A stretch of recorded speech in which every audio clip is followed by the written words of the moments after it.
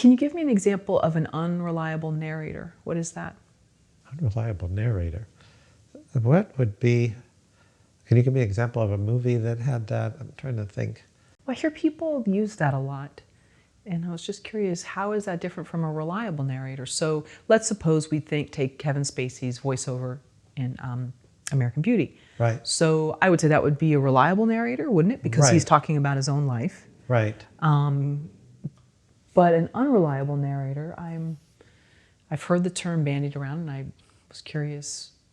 Well, I've seen it in fiction. I'd have to think about movies. Okay. Fiction, an unreliable narrator.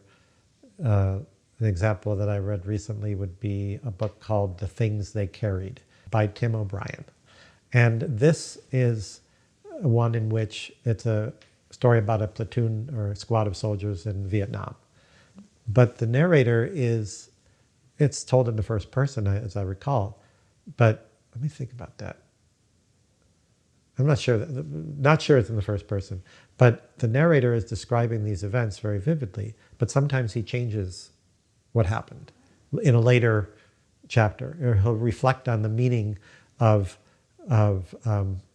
storytelling in, kind of meta in that way. The narrator will say, that's what happened, but you can't always tell whether a war story is real or not. And then he'll describe it a slightly different way, or a bunch of different ways you might think about it. And he even he has a digression about how to tell a real war story from a fake one. If it elevates you, if it makes you inspired, it's a lie. If it's an obscenity that has no redeeming quality, that's a real story. That's what really happened. So that's an example in a novel. In terms of a screenplay, I guess I would have to see an example of it. Yes, I've heard of that. It's not something that I deal in particularly. So it's for fiction writing. Maybe I'm mistaken then, because it sounds like it's just for fiction I'm writing. sure it's been attempted in cinema. Yeah.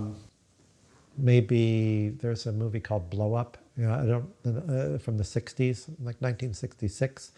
And I think if you looked at a literary critique of it, that might be one that's considered to have an unreliable narrator, because we're not really certain whether a murder happened or not.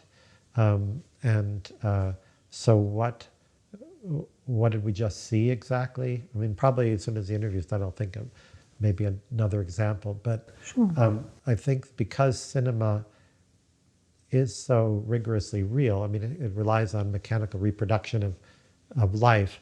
If something that we're shown, we're assuming it's happening. And if it isn't, or if it turns out that didn't happen, that may be a very frustrating experience for the audience, because I've invested in this and now I'm not sure what that was. So yeah, I'm not a lot of help on that one, but I'll research it and get back to you. Okay, that sounds good.